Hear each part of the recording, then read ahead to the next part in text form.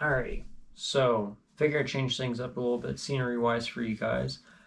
I'm gonna teach y'all how to turn this can into one of these, a survival stove. Not something that I've really heard talked about too much, and you can find cans practically everywhere, you feel me? As long as you have a pocket knife on you and you can get some oil, you're honestly pretty set right there. Especially when, you're in modern society. It's not really that hard to turn something like this into a stove, whereas it might be a little bit more out in the wilderness, you feel me? But before we go in and talk more about this though, cue intro.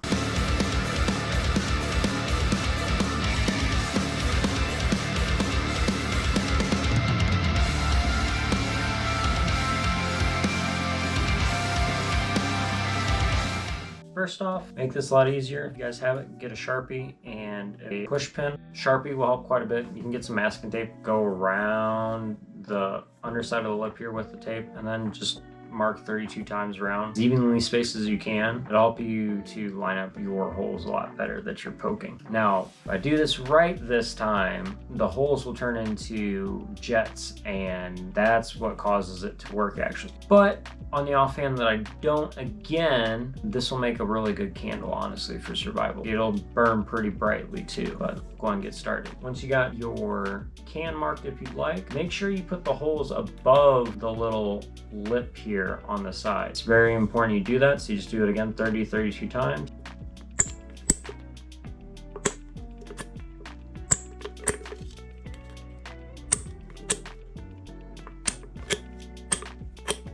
Alright, so then what you guys want to do next is, mark probably about where this cap is, the bottom of it is roughly. I don't know exactly how much, maybe like 2.5, 3 inches down the can. I'll make it a good decent size. If you have, the capabilities to do this, that is, by the way. It'll help you out a lot.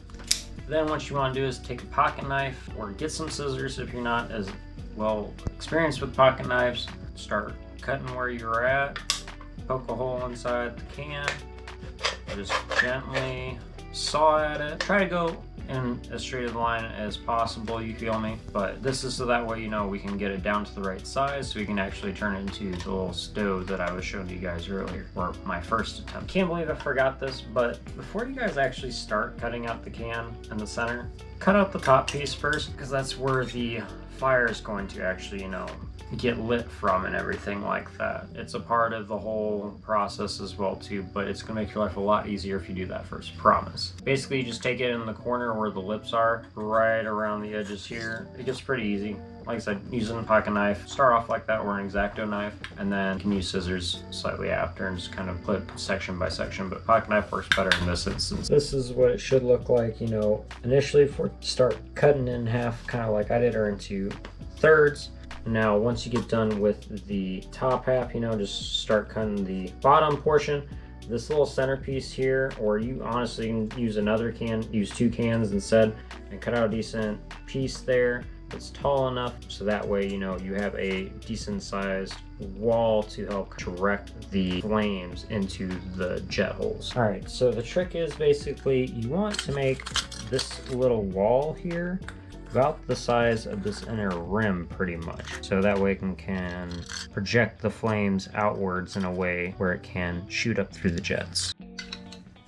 Alright, so if you guys want, you can basically sit here and take a pair of pliers, or just use your fingers and kind of bend the insides a little bit inward and kind of, make little ridges on it, so that way it can kind of fit a little bit easier. Just go around doing that. You can do it on the top or the bottom, so that way you just have a bit more of a snug fit.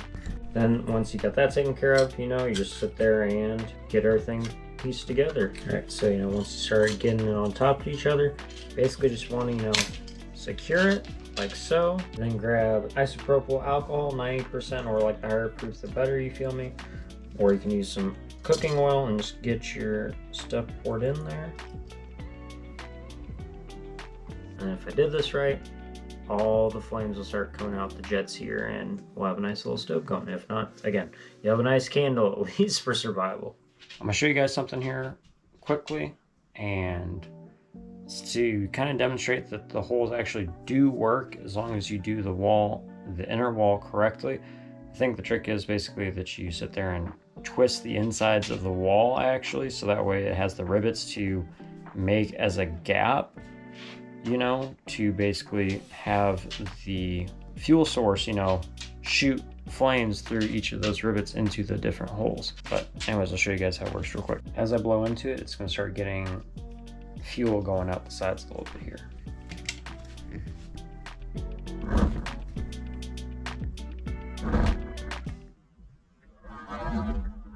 Alright, so did not really get it to work again. I was under a decent amount of pressure to get this video up for you guys, I'm not gonna lie.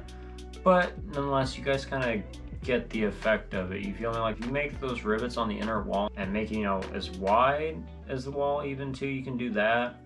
You want the base pieces or the inner curves or edges of that little riveted wall to be with the, you know, inner little mound that's in there, or the circle that's around that inner mound, because that is crucial to it. It is basically getting it to where fuel source will be on that bottom or in the reservoir, but those rivets are going to direct the fuel source and the fire into those holes to create the jet. But nonetheless, though, my dudes, either way, you guys will have a decent candle, or if you do it right, you'll have a stove, and that's with jets. Now, you can do it a lot simpler way. Basically, you just cut a hole towards the center of it and basically make a little door, put your fuel source in the bottom, and, you know, some kindling and little tiny twigs inside it, light her up, and that will actually act as a chimney fire.